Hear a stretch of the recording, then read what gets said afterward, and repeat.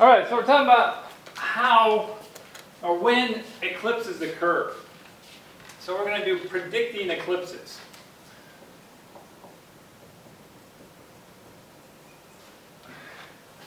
And when you're predicting eclipses, you have to know several things.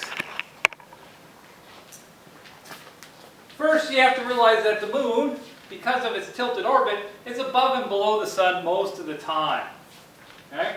But occasionally now, because of the tilt of the moon, it's always going to stay the same. And when you get over here, here's the Earth in the center, when the moon now goes in between the sun and the Earth, or a new moon and a full moon, it actually lines up with the sun. So it's the same thing on this side. And so the best way to think about this is it's like two pieces of paper that are intersecting. When they intersect in what's called a line. We call this line the line of nodes.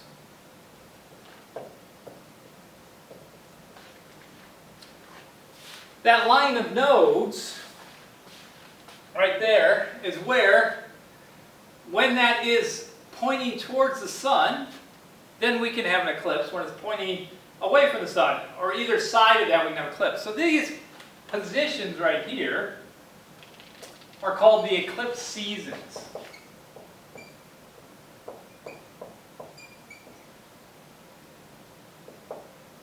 Meaning, during these times of the year, that's when an eclipse can occur. Is when the line of nodes is pointing towards the sun. Either side of it is pointing towards the sun. And that happens pretty much exactly 6 months apart. Now, there it gets more complicated, because this orbit of the moon that's tilted 5 degrees, well, that whole orbital plane precesses with an 18.6 year period. So it's spinning around, so at different times of the year, the line of nodes is going to migrate every year to a different time of year. Now it's over an 18.6 year period, so it changes by about a few weeks every year, and it keeps rotating through the calendars. Okay? It made it more complicated, and it also made it for ancient people very difficult to predict eclipses. All right, but at this point, if you had a new moon, you would have a solar eclipse. If you had a full moon, you would have a lunar eclipse on both sides. So typically, in a year, you can have up to 2 solar eclipses and 2 lunar eclipses on an average year. Now, because of the 18.6 years, it actually doesn't take 12 years. It kind of rotates around. So if you had your eclipse season starting in January, the next one could be 6 months later, but it's slightly less than 6 months, and the next one could be in December. So you could even possibly have 3 eclipse seasons in 1 year if it just happened to hit at the beginning of the year. So on a typical year, you have 2 eclipse seasons, you have a couple of lunar eclipses and a couple of solar eclipses. It is also possible that during eclipse season, while the line of nodes is pointing towards the sun, lasts for about 30 days when it's possible to have eclipses. Well, the moon's orbit takes about 29.5, so you can actually get 2 different eclipses within 1 eclipse season if it happens to start at the beginning and the end of it. Now, those eclipses are usually not total. You would have partial eclipses. Like this summer, 2020, there are 2 penumbral lunar eclipses within the month, within early June to early July, because that's the eclipse season. Neither one of them is any good to look at because they're just penumbral, but you can have more eclipses than that. So, when do we have an eclipse? So for an eclipse to occur, 1, must have the line of nodes pointing at the sun. 2, must be a full or new moon during that time. And 3, you have to be in the right spot of the Earth. Now the good thing is, for a lunar eclipse, it just must be nighttime when it occurs for you to see it. Because, remember, lunar eclipses occur when it's a full moon. Full moon rises as the sun sets. So half of the Earth gets to see a lunar eclipse when it occurs.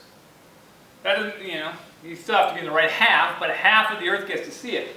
For a solar eclipse, and if you wanted a total solar eclipse, you must be in the emerald path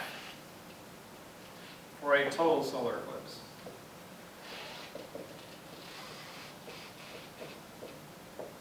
And we have one more criterion.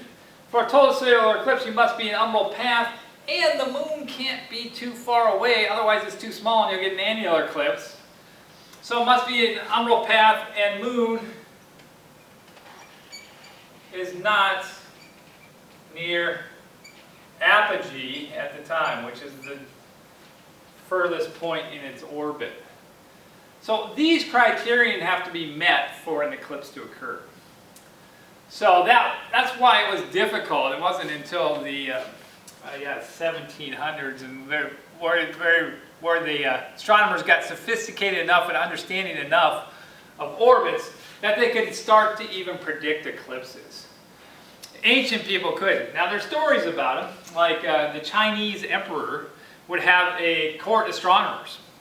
And, the Chinese emperor, the Chinese dynasty, went on for thousands of years. And there's one story about two of his astronomers that failed to predict eclipse. And how they would predict it back then is they couldn't calculate way in advance, but what they could do is they could watch the moon and the sun very closely, and they could see when the moon was going to pass above or below the sun, meaning these times of years. And then they would watch it and they would say, oh, if we see the moon and it seems to be coming towards the sun, then there's a possibility an eclipse will occur. So they wouldn't be able to predict it, they could just do it by observation. And then what would happen if an eclipse occurred, the emperors had to tell the astronomers had to tell the emperor, and the emperor would tell everybody wherever the eclipse was that they had to go outside and make all kinds of noise because they believed it was a dragon eating the sun. And if they didn't scare away the dragon, the sun would be gone forever. So they'd go outside banging on their pots. They had fireworks. Remember, the Chinese invented fireworks. And so they would make all kinds of noise, and if they did it right, then it would scare away the dragon, and the eclipse would end and the sun would come back. Well, the story is these two astronomers were not paying attention. Some say that they were out drinking and not paying attention to what happened, and an eclipse occurred and they didn't predict it and they didn't tell the emperor. The emperor got mad and had them beheaded. So, it's tough to be an astronomer. Don't mess up when you're trying to predict eclipses.